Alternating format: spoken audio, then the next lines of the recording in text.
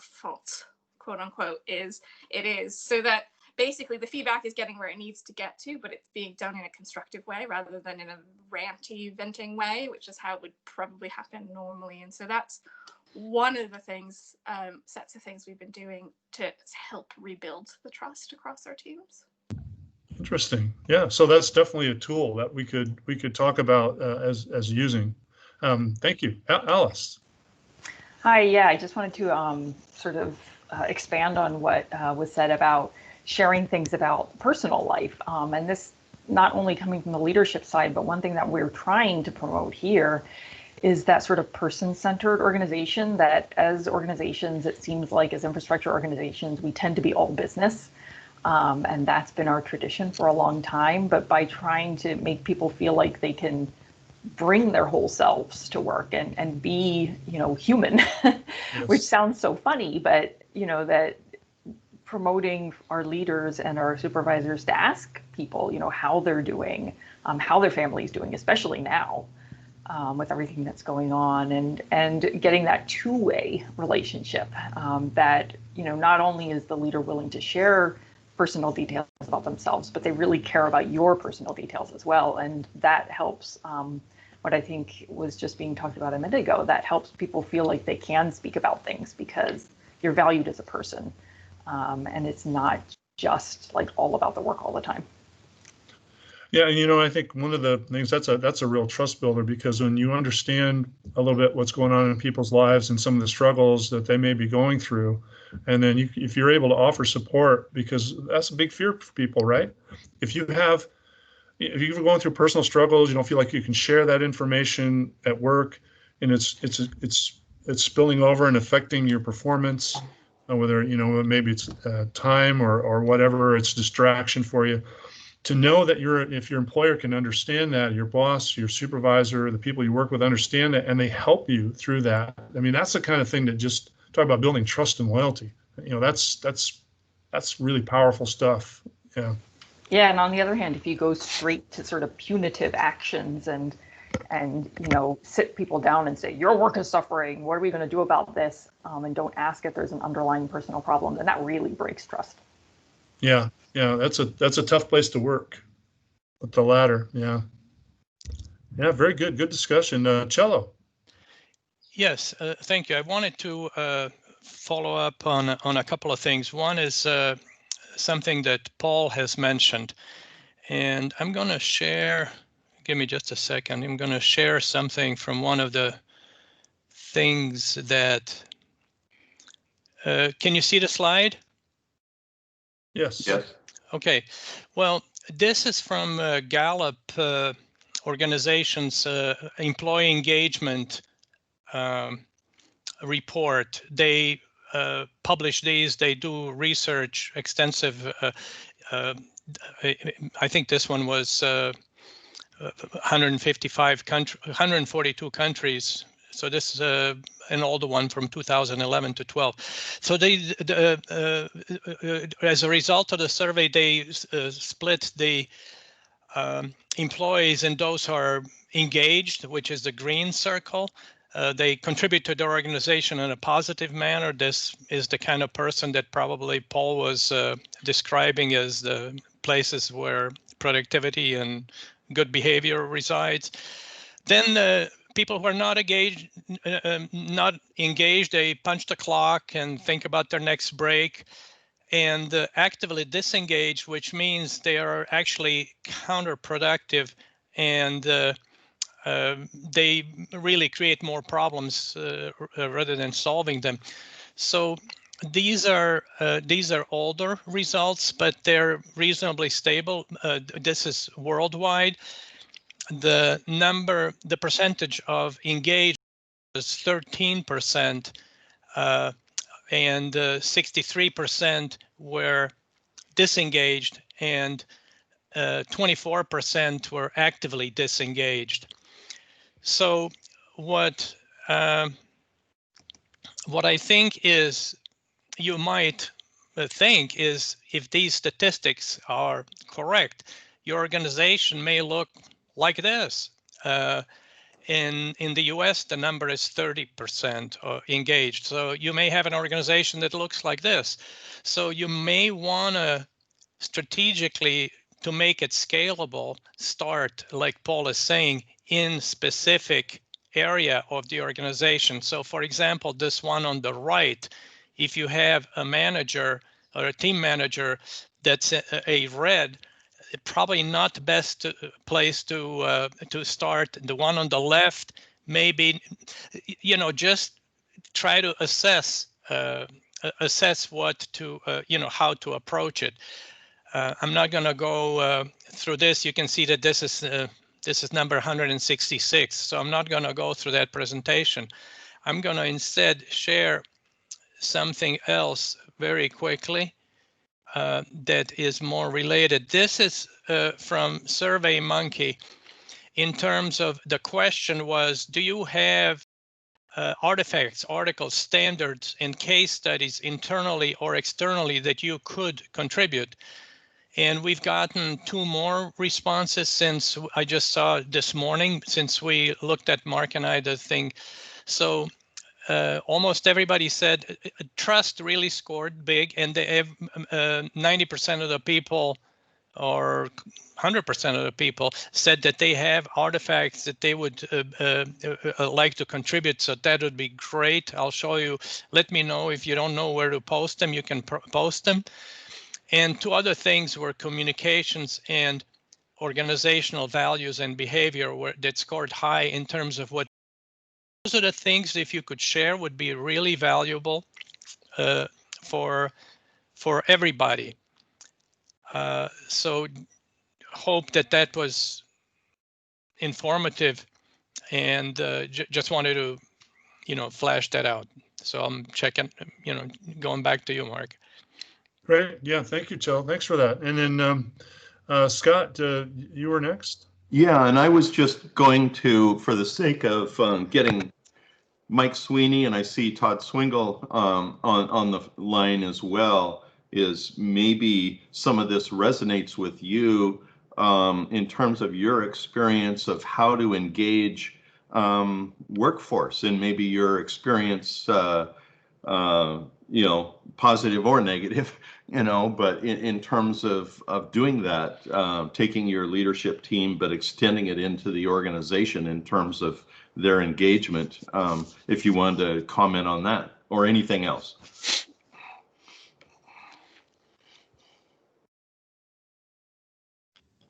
And either you don't want to comment or you're on mute. No, I'll go ahead and get started. Maybe Todd will come in behind me. I mean, COVID has been a real test, right? I mean, to engage the workforce is difficult virtually.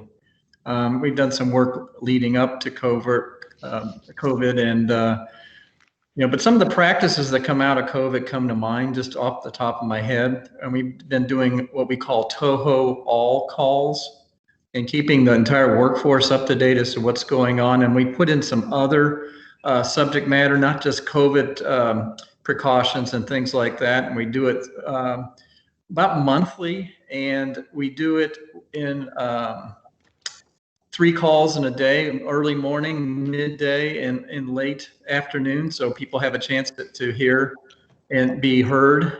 And I think it's a best practice. I think maybe something will carry forward. But I find the key to it is the executive leadership has to set the example, but we also have to set and guide call it middle management for convenience. Make that integral part of their training, selecting people for supervisor positions that fit those factors, not just their technical skill, but really look for communicators and people that understand the importance of it. That's so critical to their success and their teams. And all that. And we've stepped up leadership development and want to continue to do that. But it's an ongoing process. It's a problem you never solve. You just continue to try to improve it and recruit, promote the right people, get them in an area towards success, and support the heck out of them. Nice. Yeah. Thank you, Mike. And Todd? Yeah, I guess I got a couple things. So one, just to build on what Mike said, is the Toho all calls. I think one of the things is to recognize that people communicate in a lot of different fashions and have a lot of different comfort levels. So, in those calls, we've tried to be real thoughtful about giving people opportunities, whether it's to directly interact or whether there's to have more of an anonymous type approach. So we do a survey of questions in advance to take questions from the employees, and we take the top 10 questions, and we make sure we cover those in addition to any topics that we want to cover as management. But and we've been adamant that I don't care what the questions are. If they're tough and if they're scary and all of that, we still cover them. You know, we covered the issue of hazard pay on those calls, and you know, we did not pay it. And a lot of employees thought we should, but we just had an honest conversation about why we weren't doing and what we were trying to balance. And so then the other thing is that during those calls, we open it up for anybody that wants to have follow-up, and we're starting to see more and more of that. We saw an initial spike of more conversation, and now it's been less, which from what we can tell is actually attributed to that we've been open and answering questions, and there's just less questions out there. The other thing is, I guess I'm an advocate of that you can put loads of communications approaches in place, but nothing replaces personal connections. And to me, that doesn't mean that that COVID can make it a little more challenging, but it doesn't stop you. I mean, if it stops you, it's an excuse. You know, the phones aren't broken, you know, things like that. And, you know, so there's a variety of things that we do to try to make personal connections. So as some examples, I hold a quarterly meeting with every employee in the company every quarter. So basically, and one of my things that I'm adamant on that is I refuse to make them come to me. I go to them. So I go and meet at their normal meeting times out in the field, or I meet with our field folks at 6:30 if that's their start time, or you know, wherever it is. And it's we try to do two things. We do an open meeting with all management and supervisors present, and then toward the end, I ask the supervisors to step away in case there's anything that employees were concerned about. We're getting in the places where we've built trust. The employees have now told me that the supervisors don't need to step away. You know, so that is, you know, to me, that's the measure of progress, is when we start. And I advocate that. I'm like, I really want us to have it all there for the discussion, because then we all get the same answer and we can have a meaningful discussion about where we're going. I've got entire departments now where I don't see any meeting where the supervisors are asked to step away. So that's positive. You know, I truly have an open door. I've never turned away a meeting request. I might ask tough questions, but you know, to me, that's key. But I think the other thing is making sure that it's clear, the differentiation, that we have different roles and responsibilities, but we don't have different levels of importance. In fact, we've got an architect on site today for doing our space planning, and part of what will come out of that is that I will no longer have a corner office. We're going to get rid, and one of the directions that we issued is that space will be dictated by function, not by level. It's not going to be a status symbol. And so I think that's important.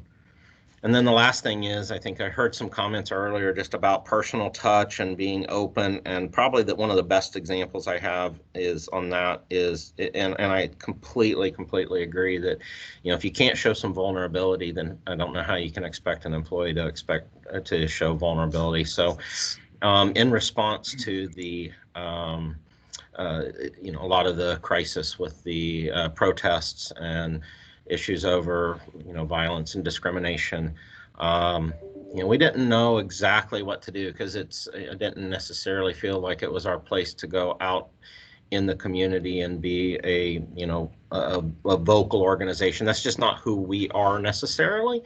But I felt it was very important to launch a conversation, and back to that personal touch, for me, it meant that it was a conversation amongst people at Toho, that, and to talk to people about what we needed to do. So I did send out a note challenging the organization to think about those things and inviting people to a conversation. We've now had 2 or 3 separate meetings where we've had about 20 to 25 people join. The entire first meeting was nothing but sharing how people have been impacted by discrimination of some sort, just problematic behavior, or just failure to be inclusive. And it was much more. There was some pieces of race about it, but it was a lot more. There was a lot of discussions on gender inequalities and issues that we've had. There's issues on differences between field and office staff. It just all came up. I would bet probably 2/3 of the people on the call cried at some point or another. But the launch pad that created for us to have open, honest conversations about changes in the organization were huge. And so we've now got a small sub team that is identifying actionable things that we can do in the organization to move forward. And I'm just really excited about it, but it truly does begin. I don't care what it is in your organization. I do feel that, that personal connections and maintaining those, just no matter what the size of the organization, is important. And I don't feel like it ever has to be a barrier. I worked at Cummins, which was over 50,000 employees and $20 billion in sales, and I watched the CEO, travel to plants in China and walk around and talk to folks on the field, the shop floor, and it's harder. You don't make as frequent of connections. But the day that you don't make that one of your top priorities is the day that you're never going to see progress with building a collaborative culture across the organization. So those are my thoughts. Yeah, that's a pretty powerful example of, when people are feel they can open up so much that they're really telling you how they feel. That's pretty powerful stuff. So good on you that you were able to do that and have those difficult conversations. Yeah, that's some great examples. And Chell, thank you for starting the recording, because we do want to try and keep it's hard to take notes and facilitate and think all at the same time. So I appreciate that. And so thank you both, Todd and Mike. Yvonne, you're next. Yeah, I just wanted to piggyback off of what Cello was sharing, that we've been doing a culture survey for a number of years, and last year was my first year to be involved with that. I think since I was new and a data person, they were like, oh, let's hand that to her. So I would say that we are maturing in our ability to really use that information. I think we kind of maybe were a little overwhelmed by it previously, and so this year and even our first year, we were trying to be very transparent and sending out the results, but didn't necessarily have a real strategy around, like, for example, the graph that Cello shared, maybe you kind of focus in on certain areas that need, and individuals that need more, but the results that we had this year more pointed to I was kind of nodding my head when we were talking about communication and those, and trust. Those are basically kind of the big items that come up. So our current effort is around really trying to facilitate more at the senior leadership team, identifying real tangible actions that they can be taking at their level that respond to those survey results. So I think it's something we're kind of new at really using that information to take action on. So I think we're learning as we're going. But I mean, I was impressed that the organization was doing it and wanted to know this information. So hopefully we just continue mature in our ability to act upon it in the face of having lots of other priorities that come about. The other thing I was just going to mention, that similarly our organization has been doing all employee calls every 2 weeks where our general manager kicks those off, and it's often focused on COVID related issues, but we're kind of starting to incorporate some other things as well. And we do have a way for employees to submit questions anonymously, and that has proven to be, I think, very, very helpful. And similarly, it's kind of died down a little bit, and we hope that's because employees feel like we've been transparent with them. But we've recently did also a survey about that to get employees' feedback about how those are going and if they want any changes to those. But I would imagine that that's something that would keep going post-COVID. Paul, you have a lot to say. Is there anything you'd like to add, along those lines? In terms of surveys? Well, in terms of the use of the surveys and actually taking the results of the survey, you've done that. And how are you working with that information to make improvements? So we've done some surveying, but a lot of the action-oriented things that we're working through actually came out of a workshop we held with select or vocal individuals within the department. And so we got together and just brainstormed sort of ideas to help establish a mechanism of getting people off their chairs and connecting with each other. So we one idea, and we called it a quick win idea, was why don't we set up a blind coffee date? And so people would sign up and say, okay, I like to do this blind coffee date. And I think there's a random function in Excel. They took everyone's name who signed up and matched up 2 by 2 individuals and forced them to sort of have this 15-minute, 20-minute blind coffee date where they wouldn't normally make that connection. And hopefully that sparked subsequent connections. And quite often it would be an field worker and a head office worker to sort of ensure that you're mixing things up, right? Yeah. And so we've been doing things like that, but we got this long list of ideas. And sometimes you have to start with the quick wins or the easy wins. But anything to do with relationship building is where we were going. Okay. Very good stuff. Yeah, thank you. Thank you both for sharing those. Cello. Yeah, I was just, we only have about 10 or so minutes left. And I was just wondering, organizational culture is a huge issue.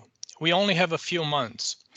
And I was wondering if we could do something similar to what we've done on the workforce, with the workforce team, which is identify a piece of the problem that we can start addressing. And the pattern that I see emerging is that trust is one issue that people are talking about that seems to make a huge difference. There's a book out there called 5 Dysfunctions of a Team by Patrick Lencioni that places trust as the foundation for proper working of the team, reflects a lot of the ideas that we heard today. The other thing is if we could relate, so you can focus on that, and people have volunteered that they can provide a lot of information about what they're doing about it. So if we focus on that, and on the other hand, to connect it with the workforce issue, if we also take a look at motivation. So because that would blend, individual motivation would blend with the workforce issues.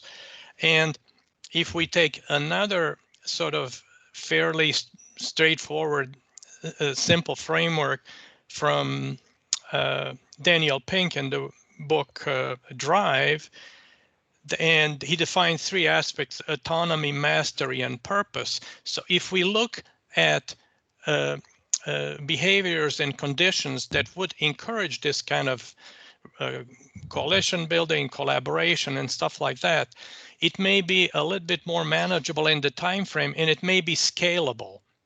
So so this is what I would propose, because I think that if we start, actually the best way for us to kind of, if we find some real kind of tangible things, okay, let's work on this and we can scale this up later, it may feel less overwhelming to attack such a large issue. I see that Todd has his hand up. Yeah, just you really caught my attention with the Daniel Pink book. That book is excellent, and we are actually going through the process of considering getting rid of our performance bonus program because of all the unintended consequences, and trying to restructure in a way that really does focus more on intrinsic motivation, and but still figuring out a way to make sure that, of course, we're compensating people correctly. But we've seen some real negatives on some of the, I guess we have what I think is more of a, it attempts to be a private sector performance bonus program, and I don't see great results out of it.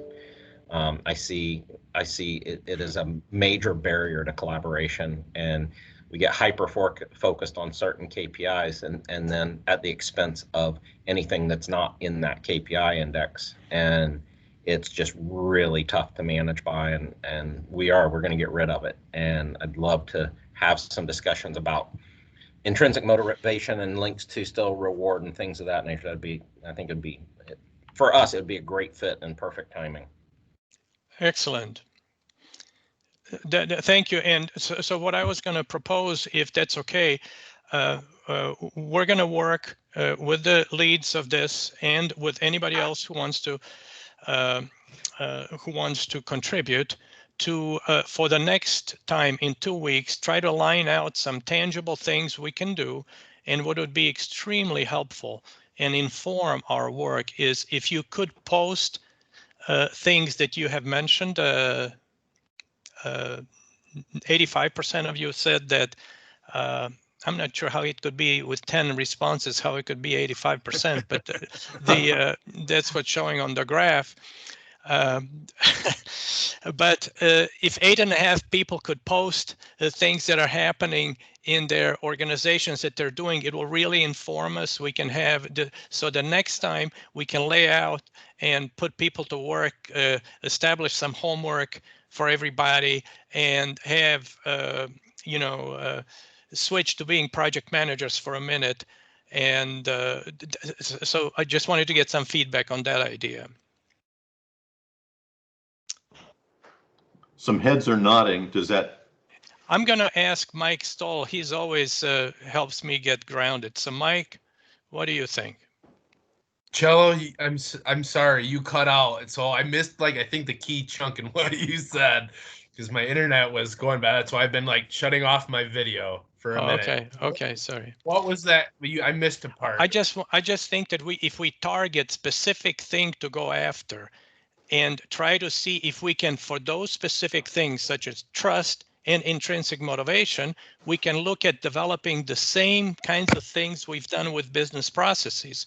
Maturity models, system models that describe how this stuff works, and improvement methodology. So that we have all the pieces that allowed us to work for the last 3 years on business processes that would target, so we have a structured methodology for approaching some of the key issues that we see, rather than trying to wrestle with the entire organizational culture, which is, like they say in my country, like dancing with a bear, Yeah. No, I completely agree with you on that. And I really so one, I'm all about reading Daniel Pink books. So I have 4 of the 5 or something like that. So, but I agree with Todd's point. I picked up on that because I think that we are all moving towards those data-driven decisions, right? And KPIs. And I think balancing what we're looking for. I mean, I realize there's literature on that, but that intrinsic motivation, I think that's so important. And so I think going down that path Cello, I think that's, you know, a really good decision. Okay, so I'm going to call on Dan Ott because I have no shame. So, Dan, what do you think? Yeah, I love it. I love it. So yeah, those are hard topics to get your arms around, and if we can, as a group, get focused and get our arms around that, provide something meaningful that can, people can grab onto and use. Yeah, I mean, that's really, that would be awesome for this group. And I'm an advocate for the 5 Dysfunctions of a Team book. I think that one's a good one. And yeah, the Daniel Pink books, I think the only one I've read is Drive, but I really appreciated Todd's comments and hearing their experience from a real world perspective. So that's awesome.